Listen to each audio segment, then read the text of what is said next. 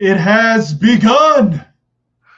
Finally, this whole preseason, blah, blah, blah, just about done, ready to start the season. I am excited. Amen. Nutmeg, it's been so long. So long. So long. So long. So long, man. We're in the middle of preseason, or actually towards the end, and now it's time to figure it all out. Get it Bucks, started. Bucks McGee, a mere few days ago, you were so excited to have preseason, to have football back on the television. And now all of a sudden you're like, yeah, it's over. I'm done with this. Let's get the real deal on. Preseason football is evil, man. People get hurt. It's a mess. It's great and all. It's nice to get into the rhythm. Okay, get my schedule down. I know what's on Sundays. I know what's on, Mondays. Okay, let's get now. I'm just ready to start. Plan your life. Plan your life. Exactly. I don't need to see the seventh ranked guy from Muka Muka who's not going to make the team at all, and the feel good story guy. No, I need to see the starters. We got to get it going. Yeah. Well, let's indeed get it going. Let's get into some divisional talk as the season comes up. We're going to do the show a little interesting. We're going to do two divisions per live show. And if in case you missed the live show, you can catch each division broken out into its own episode on our audio partners. So we'll start off with our own team's divisions. And the only reason we went with this is because my team was a little bit of the news of the day. The Colts finally picked a starting quarterback, and personally, I was sitting here like, I don't know if one is really the better option over the other, but one, at least fantasy owners of Colts weapons will be pleased because Danny Dimes will be throwing down the field a lot more, or at least a lot more accurately than AR can. And at least it's someone that maybe fits Shane Steichen's system a little more in Daniel Jones versus Anthony Richardson. I told you Danny Dimes was going to be the man. At the end of the day, it's you had to go with Danny Dimes. Like AR, it's the injury issue. I just think Danny Dimes is a little more mature, and I think he gives you guys the best chance to win. I think people in Indy now are kind of sitting there saying, "Well, was this a bust pick?" And when AR came out, there was all the hype, and believe me, I was on that train. I thought it was going to be something great, but when you have a guy who plays really limited college, it's a real crapshoot. And I think he would have been better served going to a team with a real established veteran and learning and sitting for a couple of years. But Danny Dimes is now the guy. He's shown some bits there in New York. He played on a really bad team. He really didn't have many weapons around him. He's got a solid run game. He's got some receivers. Colts defense is a solid unit, so I don't think it's all bad. Yeah, well, what's like expand upon that as far as the one-to-one between what he was dealing with with the Giants and what he has now in front of him with the Colts. Well, let's be honest with the Giants. He had Saquon, and that was it. But always in the back of everybody's head, it was the who are you going to resign? Was it going to be Danny? Was it going to be Saquon? So you had that going on, and literally the receivers weren't that good. Defense was somewhat decent, but still, like that team just fell apart. They didn't have that one playoff win, but then after that, they overpaid for Danny Dimes. Let's be honest, they overpaid, but that's how the league is now. If your quarterback is decent and you have one or two quarterbacks that are overpaid, you've got to pay the guy because you need a quarterback. So they overpaid for Danny Dimes. Everybody knows it. So now he's in Indy. It's a fresh start. He's got a great running back. It's good to always have a serious back, and he does with Taylor. Pittman and those guys at receiver are good, nice possession guys, and their defense is solid. Like overall, I think he's in a better situation than he may have been in New York. Now it's just there's no pressure. He just has to perform. He just has to do what he's asked to do. Yeah, No, he doesn't have to save the franchise. and no New York media down in his column all the time. I mean, Barkley. I mean, maybe Barkley's probably a better overall player than Taylor, but maybe more of an injury risk. I mean, Barkley was almost never healthy in New York. Taylor has certainly his injury risks. So I don't know if that's a if that's a straight swap situation, or if one's maybe healthier than the other. But yeah, like your point with the receivers, I mean, they didn't get him help until the end with Neighbors. By that point, the ship was kind of rotten as anyway. Yeah. So, and I think the big thing is he doesn't have to be the savior. He can just go in, do what he's got to do, let the offense kind of come to him, and I think they're going to play to his strengths. He can scramble. I think that's going to add a little bit to the offense. He's durable. He's definitely a lot more durable than they are. So I think, right now they're in a decent place. It could be a lot worse. You could have the Cleveland Browns quarterback room. So I think you just take Danny Dimes, you work to his strengths, you work that offense around it, and I think they're going to be competitive. Yeah. Now the other thing is we don't have time to go through our full schedule roulette. Maybe if we're feeling it, we'll do a little extra bonus just for the live show at the end. But we decided to pick out like one game or one stretch games off everyone's schedules we're going to discuss tonight that could kind of make or break the season. And for my Colts, we're picking the Chiefs game in week 12 off our bye week, a fairly late bye week. And it's not the worst schedule leading into the bye week. Dolphins, Broncos home, Titans, Rams on the road, Vegas and Cardinals home, on the road for the Chargers home against the Titans, in Pittsburgh, and then out to Germany for the Falcons. So it's really not the worst schedule going into the bye. So based on what we could do in that first half, why is the Chiefs game the one to note on the schedule?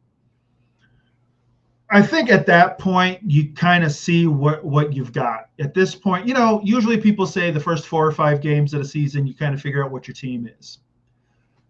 I think with the Colts, they can play close to 500 in that stretch, and going into that Chiefs game, I think it's a real measuring stick, and they can kind of really see if they come out of that game and they've literally kept it to a 1 point or one possession game.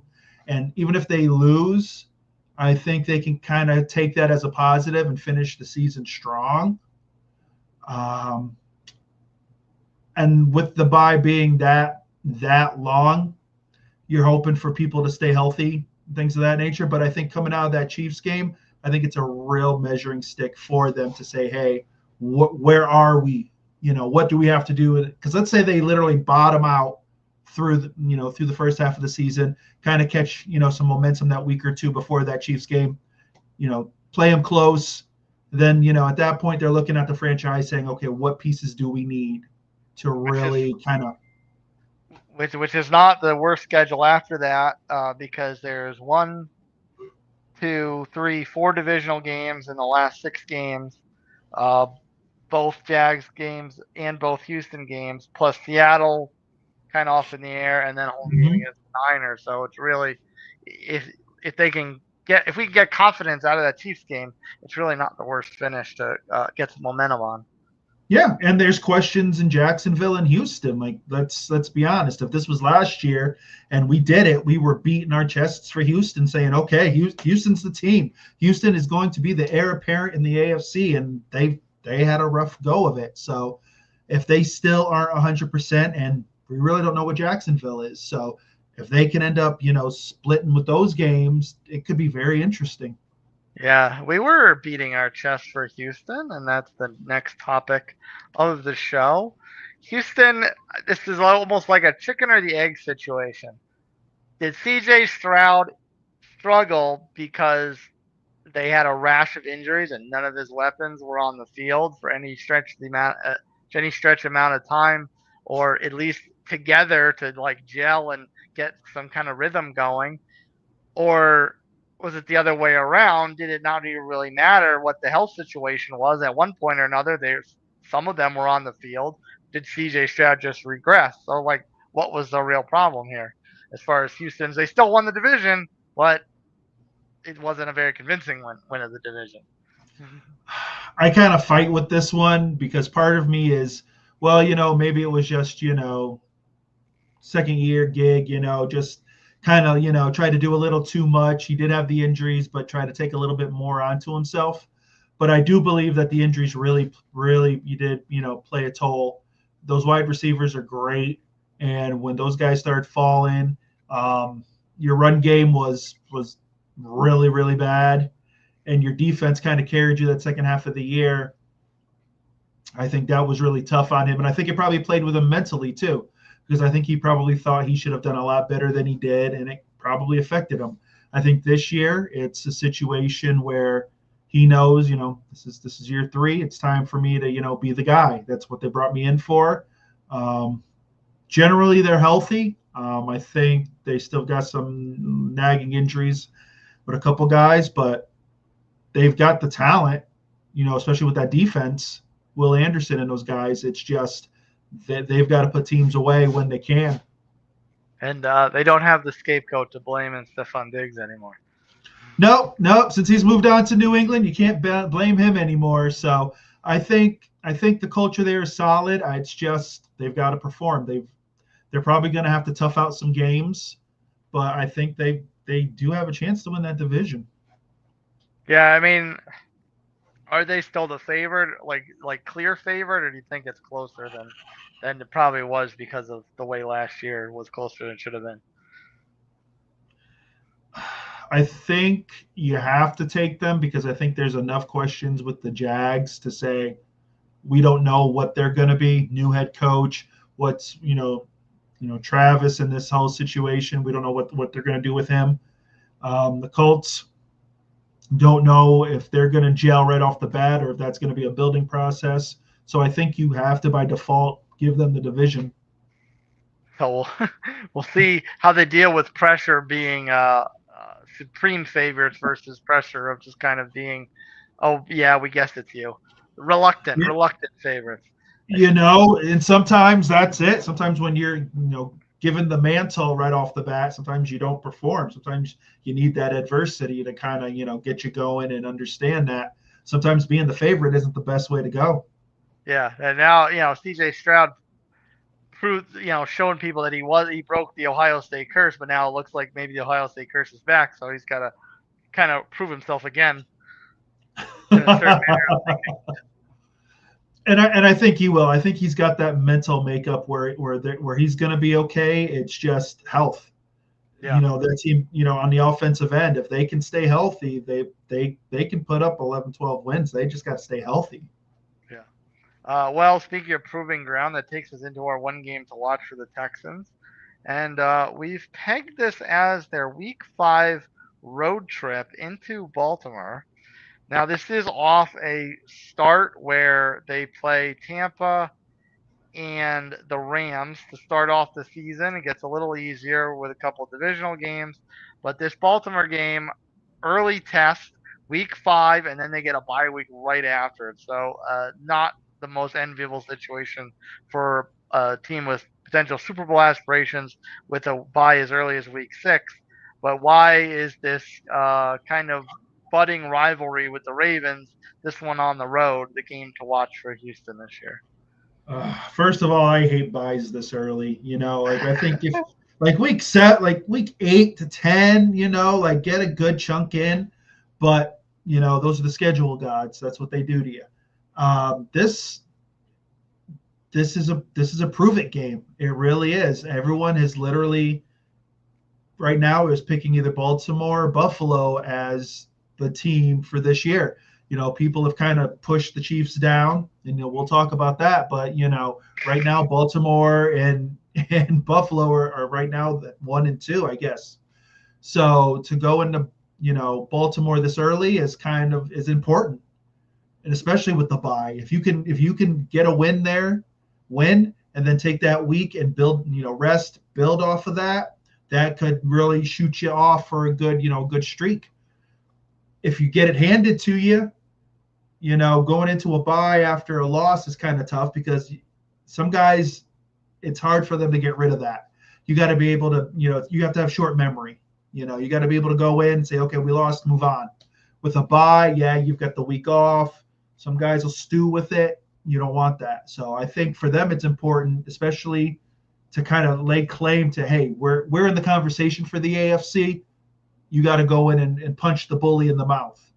Yeah. I mean, is it likely that that doesn't happen and Baltimore puts up a crooked number on them just because of the fact that the Ravens are loaded this year? They had a lot of momentum off last year, unfulfilled momentum, uh, and this is they're getting into that, like, okay, you either do it now or you do it never kind of situation. So this could we could watch this game and the Ravens could just come out and smack the piss out their mouth, as the kids say.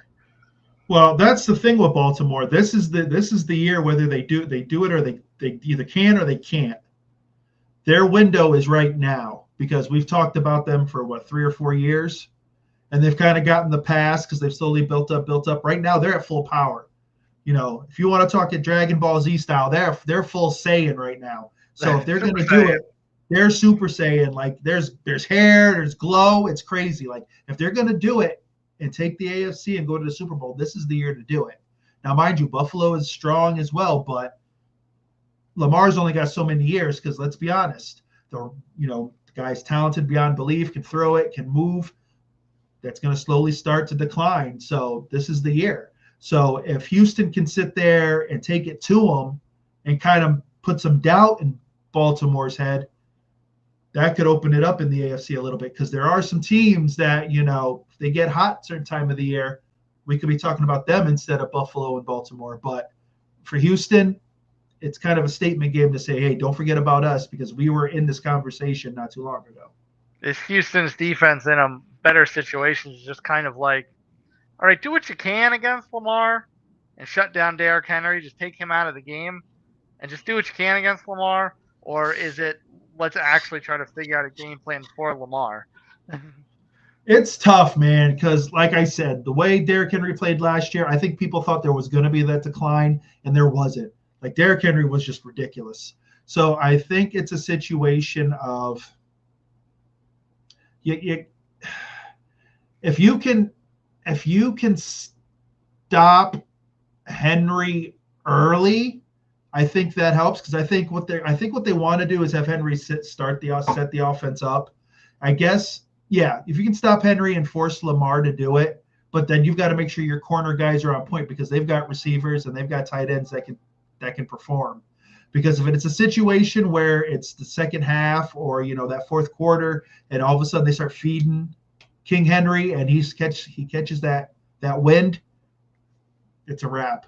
It's tough because Baltimore's built it. They're talented, so you have to pick your poison and hope that whatever you pick, that part of your defense is up to the challenge.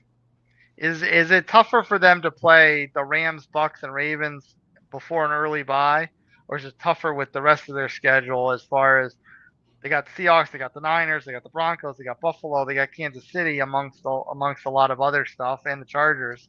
I mean, but it's all kind of spread out because it's obviously lot more months and weeks after the bye. I think it's I think it's the mindset of the team. Do you want to face the challenge right off the bat? Do you want to deal with 3 or 4 teams that are going to challenge you right off the bat and show you where you're at? And then you get to the bye and you're like, okay, this is the body of work we have. We've got 3 or 4 games. We went 1-2 or so, and we got smacked around. This is what we got to fix. I think you'd want to play tougher teams early because let's say they played like the Saints, the Panthers, and give me somebody. We'll say New England, even though I think New England's going to be better than they were. But let's use those 3. And you blow them out. All right, you're great. You go into your bye week and you're feeling good. Then you face your gauntlet and you get smacked and you lose the next 3 or 4. Then what has that done? So I think you want to start out early, start out tough because those teams are also trying to figure things out. So if it's AFC teams you can steal a win from here and there, once you get to the end of the season, come playoff seeding, that could help. I would think year 3 with D'Amico Ryans and CJ Stroud, I would think they would want the test up front because like at this point they can't. They're not who are the Texans anymore? They're not that team anymore. So they may not be a team that everyone takes seriously, but they're not a team that people just like, oh yeah, whatever, it's the Texans, it's fine. Oh no, I think teams will teams take them seriously, and I think teams are thinking, okay, last year for the Texans it was injuries. They've shored some things up. They are still a little beat up on some spots, but they're going to come in better prepared, and it could work to their advantage. They had to play through that, so they understand it now. It's like you said, when you're young and you were we're that cool hip team now, and everyone wants us, and everyone put us on that pedestal, and we literally lost it and got smacked around and got injured and had a struggle. That builds the character. So you're going to find out from this team right off the bat whether they learned from it or they're still trying to figure things out. And if that's the case, then D'Amico's got to say, hey, our quarterback is still our quarterback, but maybe we've got to change some things up. Yeah, no better way to do that than with Rams, Bucks, and Ravens in the first 5 weeks. Yeah. All right. Jags. One of my least favorite teams out there, and there's a particular reason this year why they might be one of your least favorite teams to root for / against in the new season, and that is the change at head coach, Mr. Liam Cohn. So let's start here before we talk our player storyline, because we got 2 storylines for this team. Changing the guard, turn a leaf over, whatever jargon, whatever cliche you want to use, it is very much a fresh start in Jacksonville. So is this kind of influx of a new messenger what it's going to take to turn around Trevor Lawrence in Jacksonville? Honestly, at this point, I think Trevor's on a 2-year. This is like it's like a 2-year deal. Let's be honest. So, they hope that with Cohen coming in, he was able to, fix Baker Mayfield. We'll call it that. But if you look at Cohen's track record, he's never been anywhere really a long time. He's had 1 or 2 year stops tops kind of deal. So this is his first real. Here I am. I'm the man. I run this. So it's going to be interesting because there's a lot of expectation. Trevor needs to figure it out. He's no longer the young guy. Okay, he gets the pass. If he doesn't perform, you're going to start hearing the words of, hey, maybe he isn't the guy. Maybe it's time to move on. Maybe they say, okay, you know what, Trevor, it's been great. We trade he becomes a draft night trade, and they decide to move on because don't forget they gave up draft picks for Travis Hunter. That's it. Your boys are sitting nice because they have those draft picks. So it's a situation where Cohen needs to sit there and say, okay, you're talented, Trevor. This is what I want you to do. They have to go back to the drawing board and simplify it for him. And I think they can.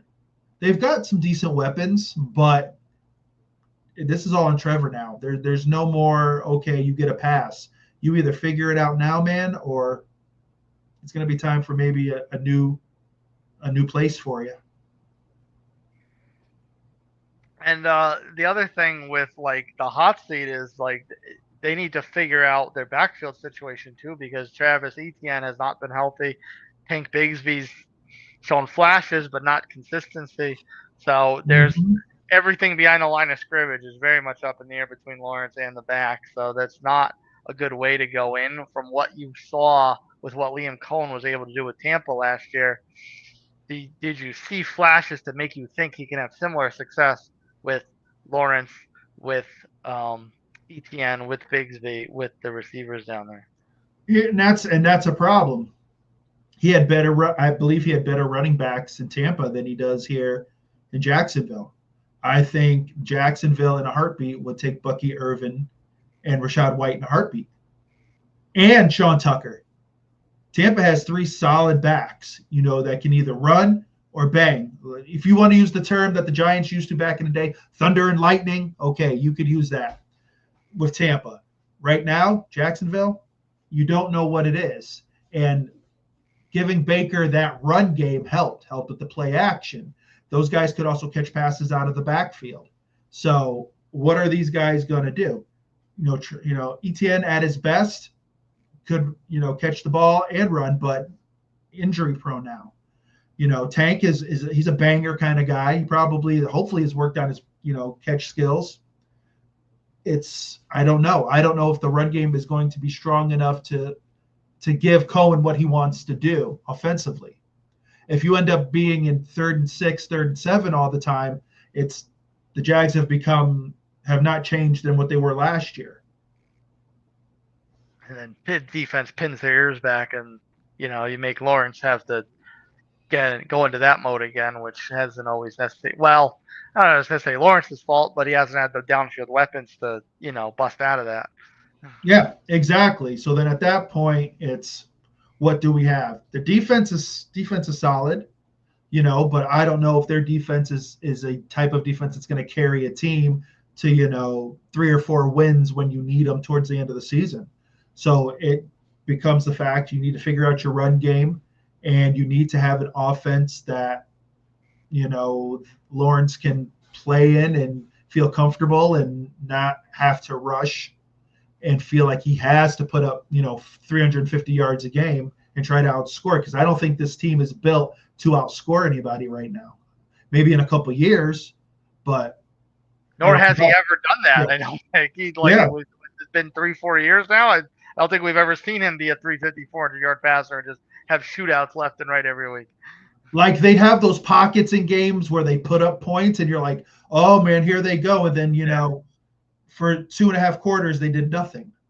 Yeah. So it's going to be interesting to see what Cohen does. If he tries to turn this into another Tampa situation offensively, I don't think he has the pieces for it, but we'll see what happens. One piece that they took a mighty large gamble on was Travis Hunter, trying to be, I guess, the Shohei Ohtani of the NFL and play both sides. Was this gamble worth it? And I guess that's one side of the question. And the other side of the question is that's had a lot of buzz around it is, should he just be focusing on one side? Yeah, okay. I get it. The guy's talented. There's no doubt about it. He's talented. Me personally, I don't know. I would have paid the ransom for him. I would have said, okay, if I knew I could get a guy where I can put in, let's say, offensive lineman or whoever was available at that time, Abdul Carter on the defense, whatever. And if I could take that, and I knew that maybe we would marginally be better this year, but I still had those picks coming up next year and I could improve and see a long-term success rate, I would go with that. What you basically did was traded those picks for one guy who you hope is going to be a two-way player. And in the NFL, man, it's not easy, man. We've seen guys try to do it. You could do it in limited fashion, but what's it going to end up being? He's going to end up probably being a wide receiver and then probably on certain packages play some defense. Or they may say, okay, you know what? You're a cornerback. This is where we're feeling you're at. We'll do quarterback. We'll put you in wide receiver and some packages and go from there. Like, that's great and all, but I think you might have given up a bit too much, but he needs to be generational for this to work, which means wherever you play him predominantly, he needs to be right out the bat Pro Bowl guy. Yeah. So he's got to be a Pro Bowler right off the bat. It's for what you gave up. And if he ends up being decent but not that guy, it was a bad move. Yeah, and I mean, there's where he should play as far as where we think he's better suited, but where should he play as far as what suits the team more? Could they use him more as a shutdown quarter? Could they use him more as a weapon for Trevor? I think what they wanted, I think you need the offensive weaponry, so I think you got to go wide receiver. I think you can probably put him in some packages that'll help out because, like I said, your run game right now is we don't know what it's going to be. So I say offensively, and then plug him in on defense. Now, if it's a situation where he's making impact plays on defense, and maybe you move him a little more defensively, and then take him off of the offense, maybe that's it. It's going to be a trial by error. I don't think there's a 100% answer of where, week one, where you're going to put him. I think it's just going to be week to week and how he progresses through the season. So that's so TBD. Which Exactly. is probably not, honestly, probably not the best solution for them because they're not on the most solid of ground. I think they'd be better off to just make a decision like, okay, this is what it's going to be. Yeah, it would have been if you didn't give up the moon, if you didn't give up what you did for him. Now you have to dabble in both of them because of what you gave up. Do you give him Yeah. like 2 or 3 weeks of like, okay, let's see if this works, and if it doesn't work, okay, go to this side or go to that side? I don't know. I don't know if they go 2 or 3 weeks. I think it depends on how the team does as a whole. If they can kind of mask it in a way where they're being competitive and they got a decent record and that gives them the opportunity to experiment, then that's what they're going to do. But if they're just getting it handed to them and they know that he's better as a wide receiver, then I think you'll see him wide receiver, and then maybe like in blowouts, maybe they'll put him out on defense just to kind of get him more acclimated. I don't know. It's a tough move here. Like I said, I'm not a fan of it because I think you've handcuffed yourself, but I think it's just going to be as the season goes, you're going to kind of see where he starts. Right now, I think he's dead in the middle, and then they'll kind of just move him where he feels. I think by the end of the season, he's going to be more offense than defense. And as far as how the season progresses, we'll go with the Jags one game to watch or one stretch to watch. And we kind of have this pegged as their week 2 through week 7 because it's a little bit of a gauntlet. They've got now I say 4 of them are at home. One of them's overseas. But they go at the Bengals, home against Houston, at San Francisco, then back-to-back home games with Chiefs and the Seahawks before heading out overseas to play the Rams. So that's a pretty decent stretch, and it's not the worst stretch after the week 8 bye. So this Jags team with all these question marks, do they have any shot in hell to get through that with a half-decent, somewhat respectable record to even have a chance at kind of a more low-hanging fruit of a second half? If the cards fall right, a couple of those teams you mentioned, have question marks themselves. So it's going to be, I think the Jags are going to have to play better than expected, maybe steal a game or two early enough where, you're like, oh, okay, maybe they figured it out. Or it's, window dressing, they somehow pull it out, but then at the end of the year, it's like, yeah, nope, wasn't meant to be. They just got lucky. So they've got to come out strong right off the bat. And offensively, they've got to be in rhythm. I think the offense is going to carry this team. Their defense is decent, but I really think it comes down to that offense. If they can put up some points and their defense can hold some teams to 20, they've got a shot. But I think this team really needs to start out fast offensively and just figure out the Travis situation. A situation that probably leaves a lot to be figured out is the Tennessee Titans. There's not too much to talk here, but we'll at least acknowledge their existence. There's a franchise in Tennessee. There we are. Yeah. Well, what's your kind of thing to watch for as far as Cam Ward as they start this new era? I think they're excited in Tennessee. The Vrabel time is over and they've moved on. I think they've got to find their franchise quarterback because Will Levis just fell apart. That was the worst thing for them. So I think Cam Ward is good. I think that he's got a good head on his shoulders. I think he understands that this is going to be a process. It's not going to be like in college where you're putting up wins, putting up your numbers, and everything's going to be great. He's going to have those bad weeks. Their defense is a tough defense. I think they'll help carry that offense for a bit, but it's going to take time. If they can eke out 6 wins, I'll be really impressed. I don't think they're going to go 2-15. But I think it's going to be a process for them, and I think Cam Ward is solid, and it is a good building block. Yeah, and I mean he's willing to call out veterans on the team and be like we suck right now, we stink, whatever he said, and so I mean that already maybe gives Titans fans a little bit to be hopeful for, that their rookie quarterback is not afraid of ruffling feathers. Yeah, and for the right reasons, not because he wants to be the star. He's like, hey, we got to get better, and he understands that. He wants to win now. He kind of understands where they're at. So no, it's great to have that, and I think when people and players outside of Tennessee see that, they're like, hey, that's a guy I'd like to play for. So I think it's going to get better for them. It's going to take time, but they just take it week by week, and I think you'll see his progression throughout the season. Yeah. All right, so we'll switch gears over to the NFC South.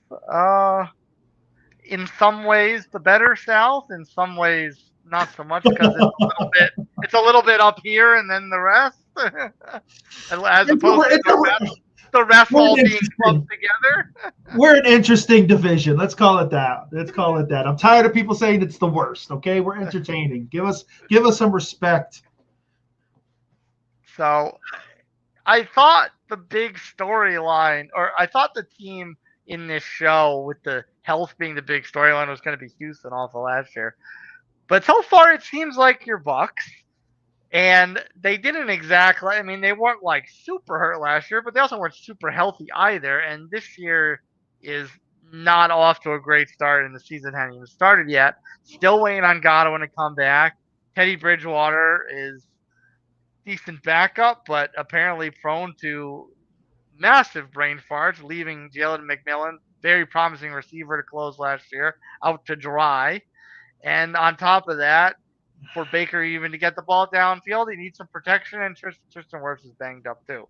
So you already got a handicap, no pun intended, before we even get into the season.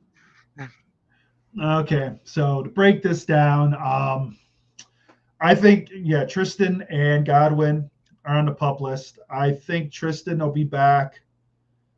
I'm thinking by week 4. I think you have to be smart with him. He's a cornerstone, one of the best linemen in the league, no doubt about it.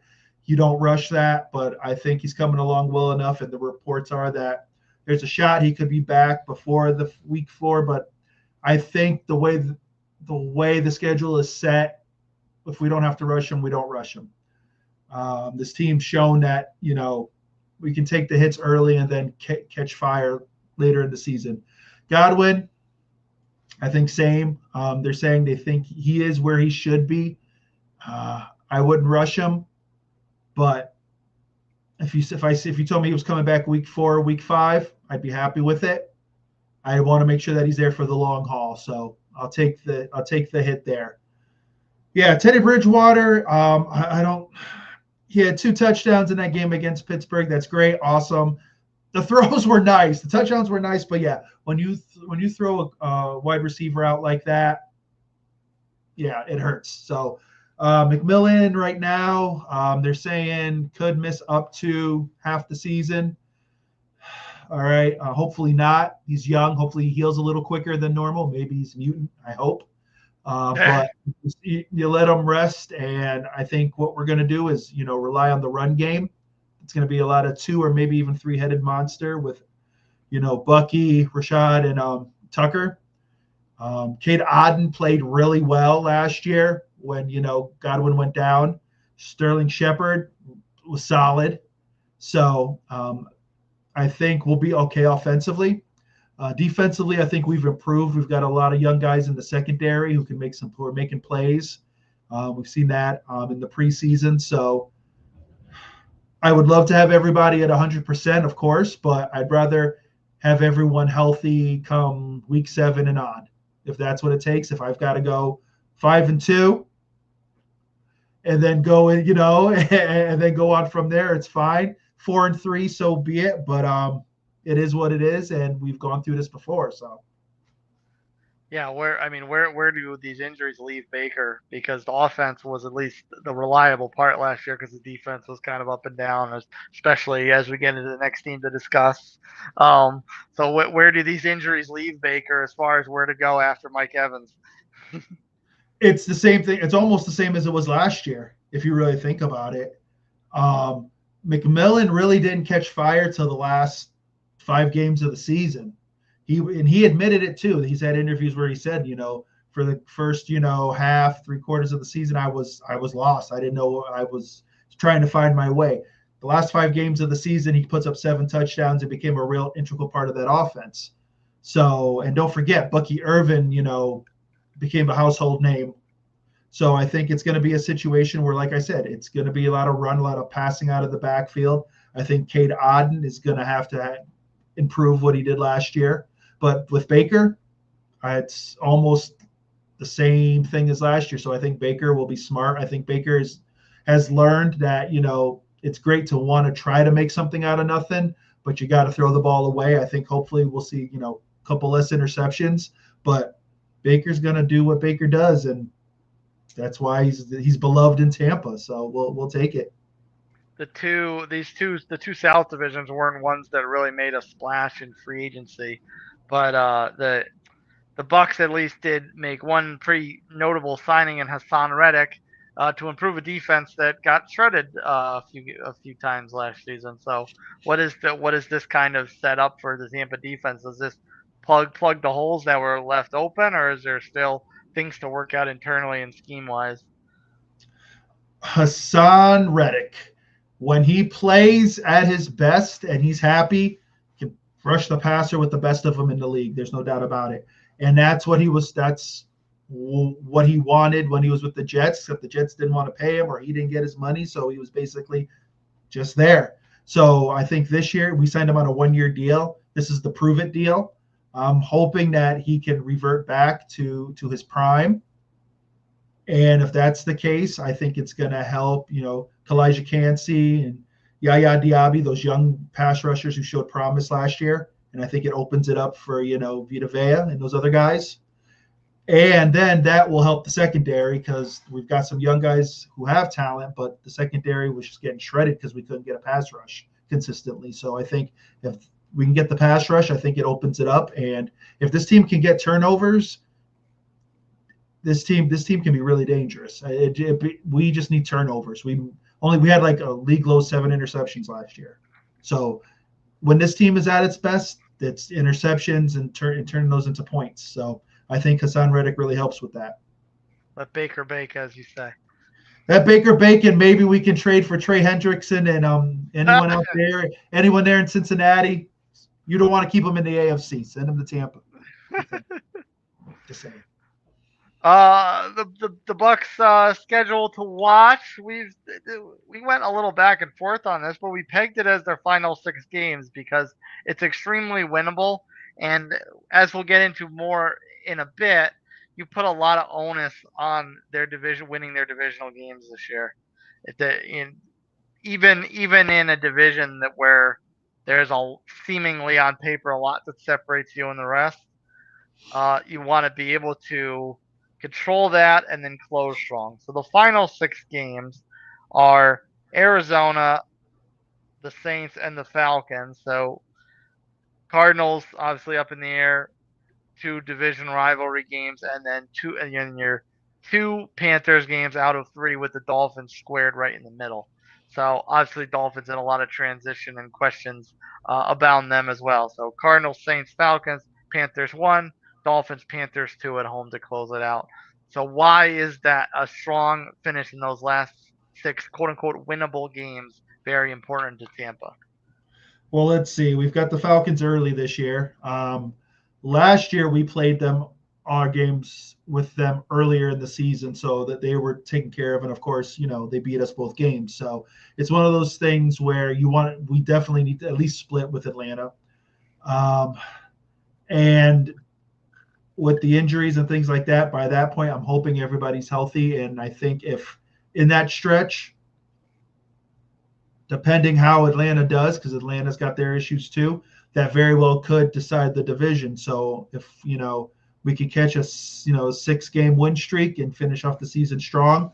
That could be the difference between the division and maybe a 2 or 3 seed in the NFC, depending how things go. So for me, it's just they're winnable games. Like, these are the games you're supposed to win. So if it's a situation where we hiccup 2 or 3 of those games, we could be playing ourselves out of the playoffs. So I think you look at those, and of course, anything happens on a Sunday. That's just how it is in the NFL. But you have to look at it and say, you know what, we're on paper, we're better than these teams, and we need to perform. Yeah, you noted last year catching the Falcons twice early. Can't say that this year because you got them right out of the gate, and then with 3 games to go in the season. So it very much bookended your schedule with Falcons. Yeah, so it's one of those things where if we beat them beginning of the season, it's great. Okay, we keep it in the back of our heads. If we lose, same thing. Keep it in the back of our minds and know that we got to, they're part of that, that 6 that we should win. So it's going to be interesting. Like I said, the only thing that's going to stop this team is health. I think they're a talented squad. I think they can make some noise. They just have got to stay healthy. So. Speaking of those Falcons, are you ready for this, Buccs McGee? Oh yeah, my favorite team in the whole wide world. Oh, well, I'm glad they've supplanted the Saints. So it's over with the Saints. They had a hell of a run. We moved on. The topic of the ATL, topic of the town in the ATL is the quarterback position. Kirk's still there, but they told him to kick rocks and sit the pine. They're going with Penix. Is this the right decision, wrong decision? Is it too early? Or did they make a mistake at least not trying to trade Kirk? Is this going to be like extra pressure on Penix's shoulder, knowing that he's still there and they can go back to him at any time? Well, here's the thing. It's known that, Kurt admitted that he was hurt during the season and he still played. Now, if that was known, they should have pulled him maybe a little sooner, but hey, Atlanta does what Atlanta does. They should have traded him. I think you've got this guy who's making $90+ million sitting on your bench, but I can see why they've kept him. Penix does have a history of injury. Let's be honest, his college career, he's had a lot of injuries. He'll be playing his first full season. One good hit and he could be out. Of course, he's put on some muscle and stuff, as most quarterbacks do after, they've been in the league for a year or so. But by keeping Cousins in the back of their heads, it's okay. Well, we need to make sure that Michael survives. If they weren't worried about his health, I think they would have traded Kirk. I think a lot of teams would have said, okay, let me have him. So more of a health decision than an insecurity decision. I think it is. I think someone there is scared and wants to make sure that if something happens, if Michael takes a hit, Penix takes the hit, and he's out 2 or 3 weeks, you're going to put Cousins in. Now, the ironic part in this is they keep him around as a health insurance policy, and you just go over the fact that Kirk was playing all year hurt and he wasn't the healthiest in his own right. So there's a little bit of irony in all this too. And honestly, I think they did him wrong. They did Kurt wrong by telling him literally on draft night, oh yeah, we're drafting a quarterback. Like, you knew that's what you were going to do. If you knew going into the draft that was your thought process, then why did you pay this man all that money? He could have went back to Minnesota. And he even said that he would have wanted to have gone back to Minnesota. Minnesota wanted him, maybe not at that price, but Minnesota probably would have worked something out and paid him enough, and he would have stayed. So at that time, now is Atlanta reaping what they sowed? Is it a karma situation? I don't know.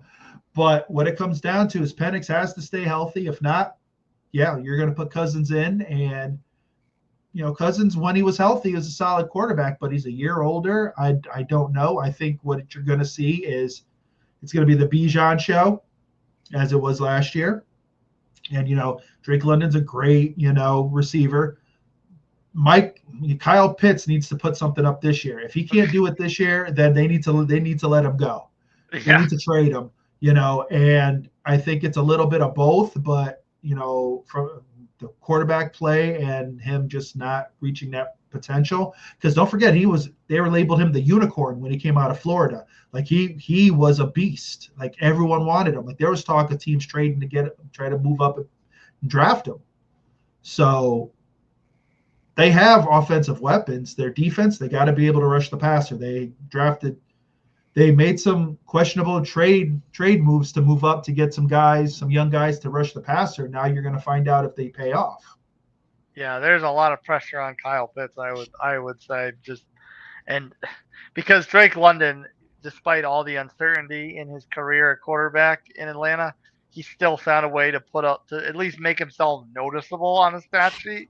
Kyle Pitts has been invisible largely, so I mean that's someone that really needs to be taken advantage of. And you would think a young quarterback, first full training camp under his belt, you would think he'd want to go to a tight end. Well, they said that they've been playing golf together, that they've been working together, and that's great in the in the preseason, off season, and all that. But when it comes to game time, teams are still gonna blanket Pitts because they know the talent that's there. So it's gonna be interesting to see. Now Drake London, he kind of reminds me of Mike Evans. Mike Evans literally had a new quarterback every other year, and was still able to produce. So London's got talent for sure. It's just whether Penix can stay healthy and if that defense can do anything. Now, if they're putting up 32 points, but their defense is giving up 35 to 40, it doesn't even matter. Yeah, exactly. So go ahead, because there's going to be a team that's going to stop you once and then you're done. So we'll see what happens.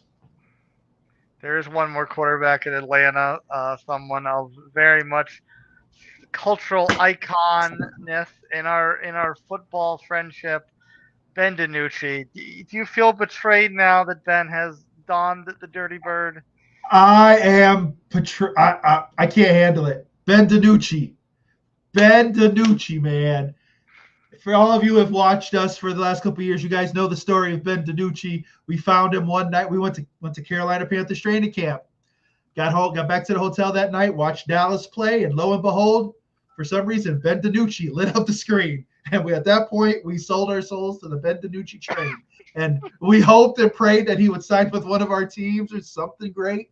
But unfortunately, Ben has bounced around and found his way to the dirty bird. I'm hoping he puts up some film and can find himself a quality home, where you could finally start to root for him again.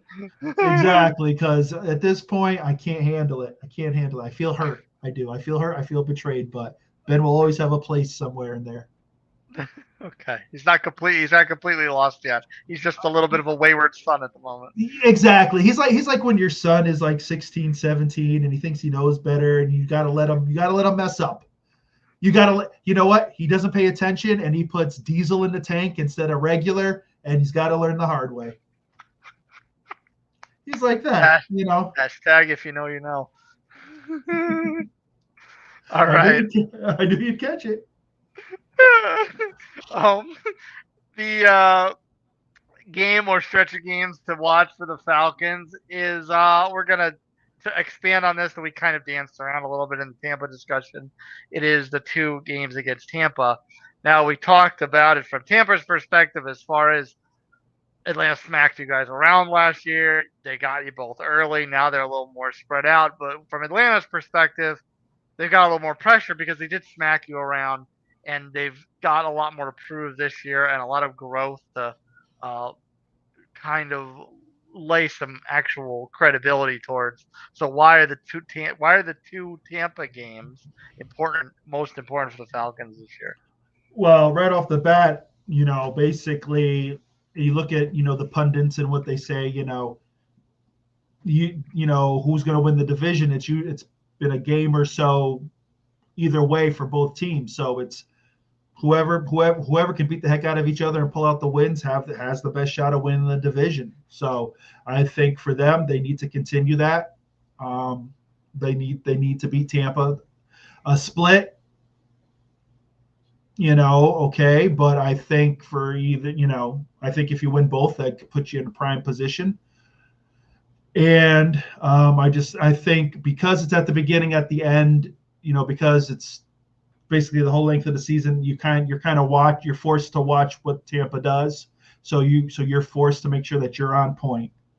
Because if you go in and if you lose the beginning of the season to Tampa, and the way the season goes, if it's like a one game and you need that game, then it becomes that paramount. Now with division games, of course, all games are like that, but because of how close this division is and how it's Tampa and Atlanta, and then there's the divide, Carolina, and then wherever New Orleans is. No disrespect, but it's you're watching your enemy. You got to make sure that you're on point. So that's why I think those two games are important. And the Falcons' schedule is really not the most difficult in the stretch of the imagination. Most of their hard games are up front. I mean, they start off with Tampa out of the gate, like we already talked about. They got 2 road games, Minnesota and Carolina, whatever. But then they have Washington right away, and then they have an early bye week. I know you're shed a tear for that. I'm sure you won't. I'm sure you won't lose any sleep there. Oh, darn. Washington at home, and they come out of the bye with a home Monday night against the Bills. So most of their difficult games are right up front. And then that second Tampa game is in the last grouping where you had the Jets, the Seahawks, the Cardinals, the Rams. Okay, that's a tough one, and then the Saints. So there's really not a lot of difficultness. So I mean, your point was they could be looking up at the standings and watching, okay, what's Tampa doing? But they could be in a situation where they just kind of pick off these low-hanging fruits, and maybe they're right in the mix. They could, or it's a situation where Penix gets hurt, and then every single one of those games. This is the first full season, and now we're gonna find out. See that, but those teams that you talked about, they may be low hanging, but except for a few of them, those teams can score points. If their defense isn't, if Atlanta's defense isn't on par, they could drop 1 or 2 easy games, and next thing you know, it's week week 15, and they're out 2 or 3 games, and now it's like, okay, you got to hope that Tampa loses. Yeah. So the thing is Tampa's done it. They have the track record. They've won the division the last 4 or 5 years. Like, they have it. They've been consistent. Atlanta's trying to get there. The question is can they get there, and do they have the right guy to lead them there? Mm-hmm. Yeah, I mean, in theory, considering the fact that they're dealing with that, I guess lesser schedule might be just what the doctor ordered, or it also could be fool's gold because, it's build up some false confidence being lesser teams or teams that may be on the same level as them, but maybe not have as much talent, and talent wins out. So it also could be some fool's gold, and then they get exposed by someone. Yeah, and exactly. So we'll see what happens, but it'll be interesting for them. Yeah. Now the Panthers, talk about a transitional franchise, and this is a franchise that we figure at some point they're gonna get it right because we keep seeing like a little bit of progress. It's not a lot of progress, but it's like a little itty bitty bit of progress. Bryce was horrific as a rookie. Last year was not very good to start off the season. He started to turn the corner at the end. The defense wasn't quite the sieve that it was. The offensive line actually looked like a bunch of adults playing football. So where do we stand in the Bryce Young experiment? Because at this point, there's been so much promise, so much hype behind him. And outside of a handful of games to close out his sophomore season, we really haven't gotten the payoff yet. This needs to be the year. Like, they've got it. This is it. It's the same thing we talked about with CJ, out there in Houston. Like, now is the time. Like, the whole, okay, well, your first year, your second year, you get that, that we turn the other cheek. It's okay. This is year 3. You've been through it. Now, mind you, Bryce has been through it. You got to give him credit. He's been tough, but now it's time to put it up. You got to be the guy now. The excuses about your height and all of that, no more. So now it's time. Dave Canales has got to put him in a good position to win. They've got solid wide receivers. The run game is okay. It's adequate. Now it's time Right. to. They just keep changing the running game. Yeah, it's like literally they get somebody, and the next thing you know, it's somebody else. But I think it's solid. The defense is, I think, needs to come out to shoot and really, make some statement games early. But it all comes down to Bryce, and if they can't do it offensively, you hate to say it, but now it's okay. What is he our guy? Was he the right pick? Yeah, I mean, I know it's hard to give credit to coordinators, your former coordinators, in a new places, but It's okay. I like Dave. Dave was different. Dave was a Dave good guy. Canales is not Liam Cohen. Dave did it right. Dave did it right. So I'm not mad at Dave Canales. He did it right. And I gotta give him a little bit of tip of the cap because Bryce Young was not his guy, so he's trying to make it work with a quarterback that he didn't take. I mean, most of the times new coach steps in, and that's not their guy. It doesn't matter if they're just drafted the year before. Like, no, I'm taking my guy. If you're not good right now, hit the streets, kid. Yeah, but that's the thing, Canales, he's a guy who will work. He's got a great work ethic, a real positive guy. That's what he was in Tampa. So when he left, I was hurt, but I knew, he was going to be able to take that to Carolina. But it's just when your quarterback has limitations, there's only so much you can do to mask that or to get the most out of it. And if Bryce was, and you hate to use the height, but it is what it is. If he was 6'1", 6'2", I think we're having a totally different story because he's got potential. He's got talent, but I think his height does hinder him slightly, and he needs a consistent safety valve. And I don't know if they're a team that's going to put up 30 points a game and try to outscore people. I think they're a team that their defense holds steady and they take their shots when they can, and they win. They've got to be a team that wins close games. That's what they have to be. Yeah. And a team that's very much in a growth factor. It was kind of hard to pick out a stretch of games or a game that would mean a whole lot to them this year. But it's a very interesting start because a team in year 3 under a quarterback, year 2 under a new coach, they start off the season with 3 out of 4 games on the road. Jags, Cardinals, and the Patriots with their home opener against the Falcons wedged right in the middle. So what kind of a test is that to a team like this? Maybe not preference to a young team, but preference to a prove it team. Like what does that kind of approach have starting the season 3 out of 4 on the road? 3 out of 4 on the road. That's it's, of course you'd like to be home early and get that momentum early, but I think this also will go to show what these guys have learned and where they're at. Now, those are winnable games. Yeah. Like I said, the Falcons were we'd sit there and say, okay, the Falcons are the better team, but who knows? We don't know what this Falcons team is going to give. So very well, Carolina could be 3-1 or maybe 4-0. They could start out on fire. I think if they were to start out and they started out 2-2, I think they would take that. I would, go ahead. And after that, it's 2 more home games against the Dolphins. Obviously, winnable game. The Cowboys, I don't necessarily want to say it's a winnable game, but they almost beat them last year. And then on the road against the Jets.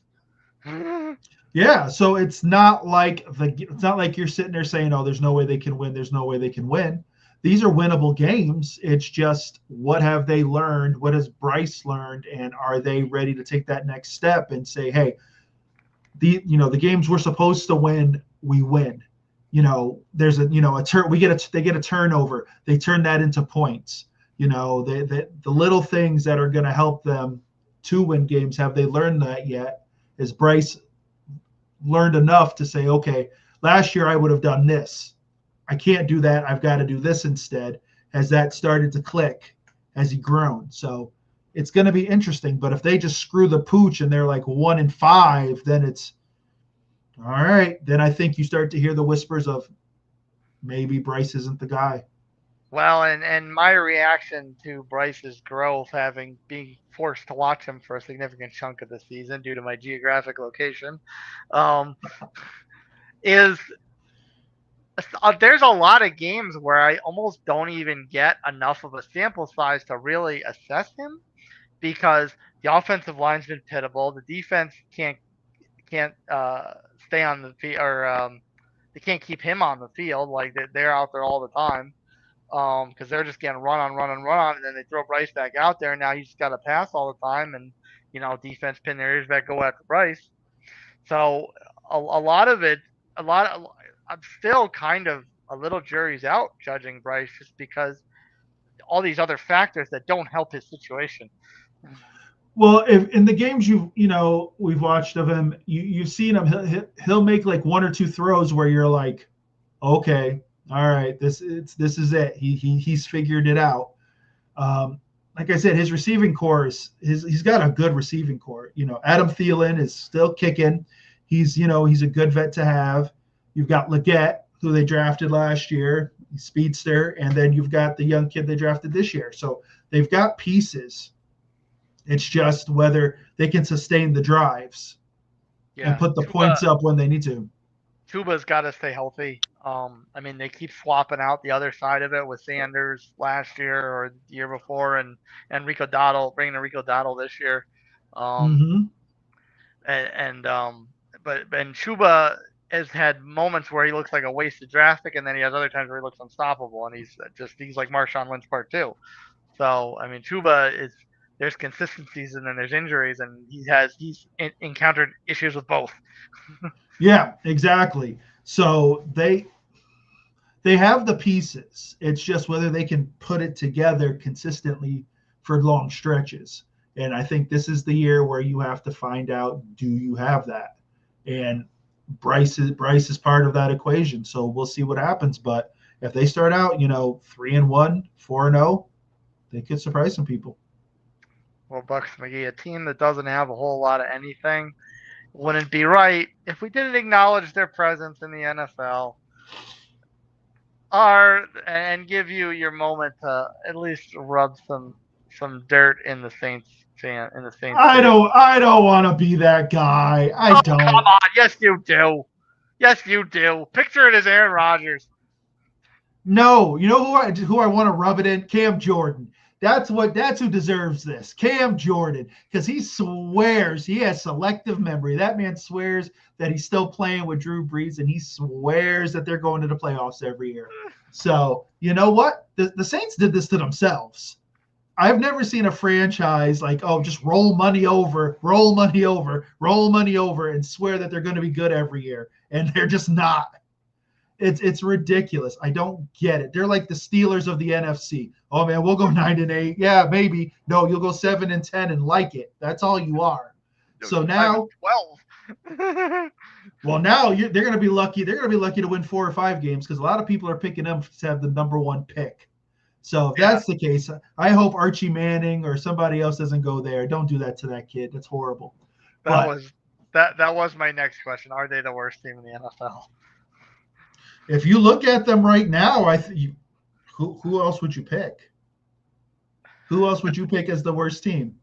I mean, you've got maybe the Titans. You've got maybe the Giants.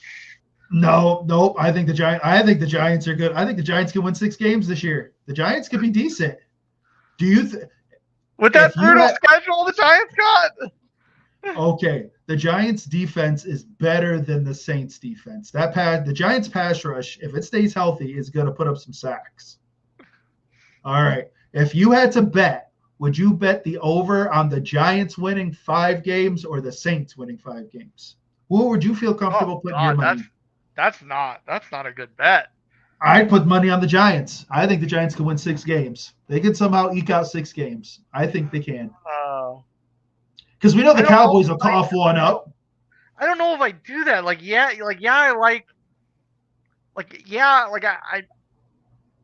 I think the Panthers and the Falcons have some decent parts that put together something this year, but I still like the advent of the Saints playing 4 games against them than the Giants playing 6 games against the Cowboys, the Eagles, and Washington. No, no. There's okay. So, would you rather have Spencer Rattler or Russell Wilson? Oh God, I don't want anything to do with Russell Wilson. I think I'd rather have the cumulative quarterback room of the Giants. I don't want anything to do with Russell Wilson, but if you take him out of the equation, it's Jameis, No, no, no, no, no. It's the NFL decides to change it all in the NFL.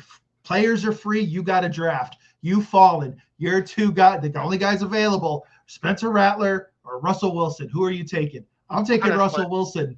I'm taking Russ. Honestly, I take Spencer Rattler because at least he can throw down the field. It may not be pretty, it may not be accurate, but at least he'll get down the field.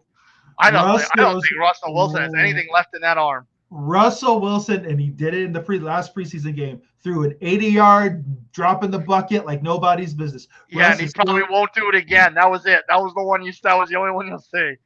You want to take Patrick Mahomes Jr., you go ahead. Patrick Mahomes Jr. without the skill, you go right ahead. Let me know how many points you put up. No. The Saints, if they're lucky, if they're smart, they just tank the season and just get yourself a new quarterback and rebuild it, because that team has got holes all over the place. All over the place. Buccs McGee, those are our South Division, sir. So bring us back to a simpler time now that the season's about to start and our show is back on the air. Sir, take us off air with your final thoughts on the AFC and NFC South. Oh, here we go. Danny Dimes, congratulations, man. I'm hoping for you. I'm rooting for you. Jags, I hope y'all bottom out. I hope y'all go 2-15. NFC, be very wary. Baker's baking, and it's going to be pretty. But, folks, get ready because the season's about to start.